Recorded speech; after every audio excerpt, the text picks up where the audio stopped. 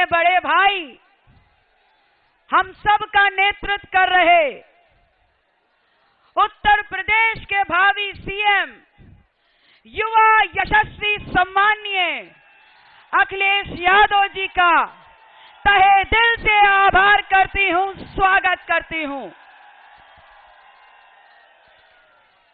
मैंने कसम खाई है, लगातार लड़ रही हूं, चल रही हूं सामाजिक न्याय की इस विचारधारा को लेकर, दलितों, शोषितों, पिछड़ों के लिए, उनके हक, अधिकार, सम्मान के लिए।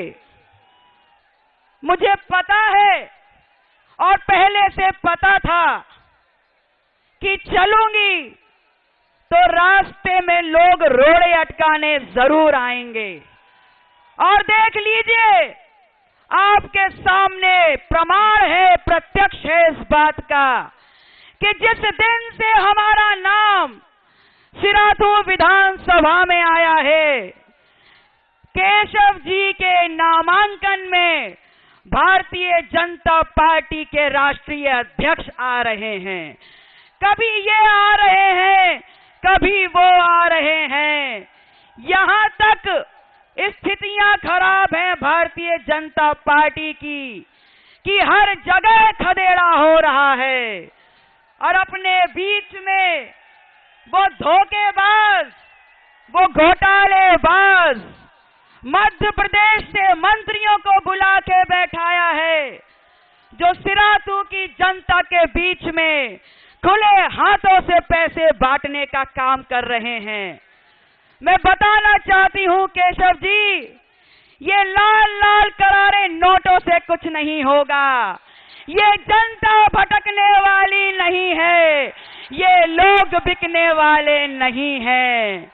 मैं कहने आई हूं कि भारतीय जनता पार्टी और केशव जी इतना डर खा के बैठे हैं कि कहीं ऐसा ना हो, घबराहट में वो मैं किसी दिन मुझे आईएसआई का एजेंट, पाकिस्तान का नागरिक और या फिर आतंकवादी घोषित कर दें।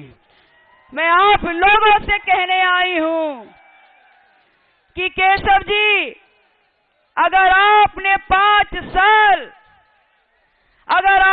5 साल इन सड़कों के गड्ढों पर ध्यान दिया होता, अगर आपने 5 साल इस बात पे ध्यान दिया होता कि ये किसानों के खेत में लहलहाई फसल को छुट्टा सांड क्यों चर रहे हैं, अगर आपने ये ध्यान दिया होता कि नौजवान लखनऊ की धरती पर लाठियां क्यों खा रहे हैं, आपने किया क्या है?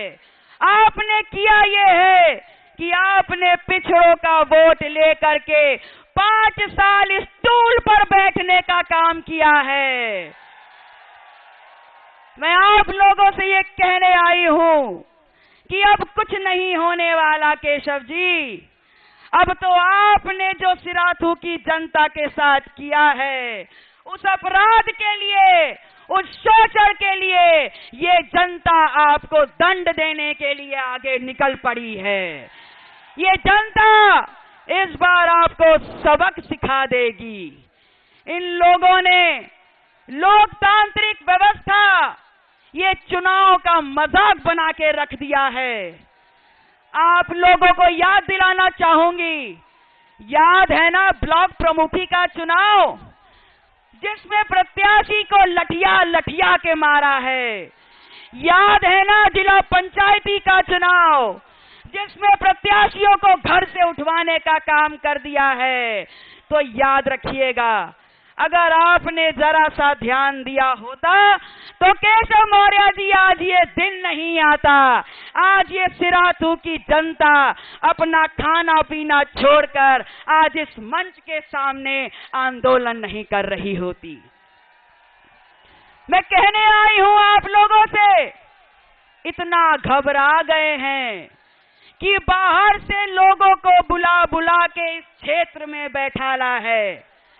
तो आपके द्वारा चेतावनी दे रही हूं कि मेरे घर में, मेरे क्षेत्र में मेहमान बन के आए हैं, तो मेहमान के दायरे में करिएगा।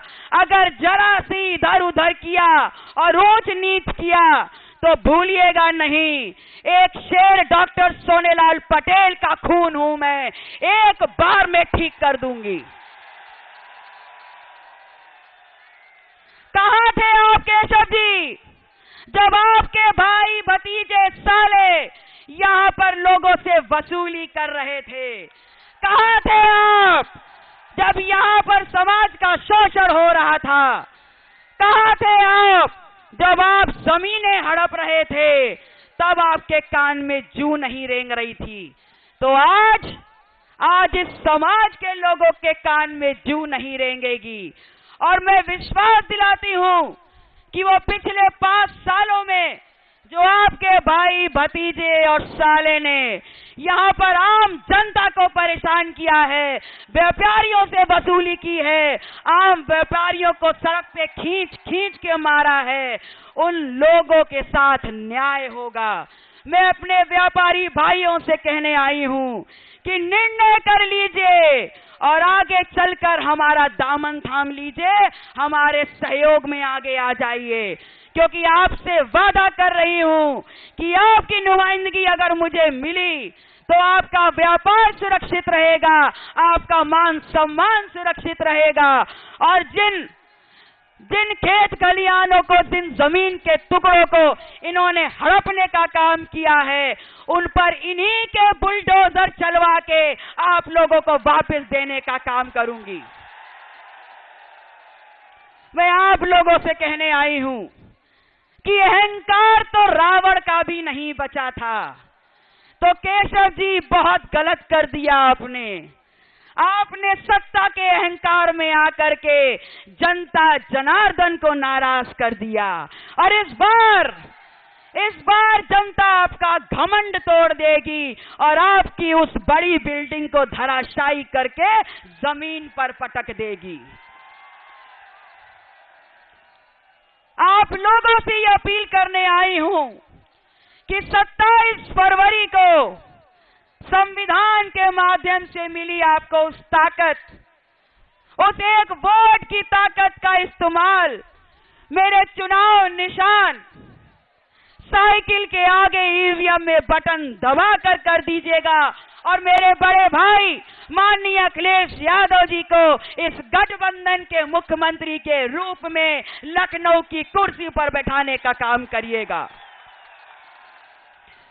मैं जानती हूं और मैं भी बहुत व्याकुल हूं और आतिर हूं अपने बड़े भाई और उत्तर प्रदेश के होने वाले भावी मुख्यमंत्री माननीय अखिलेश यादव जी के शब्द सुनने के लिए।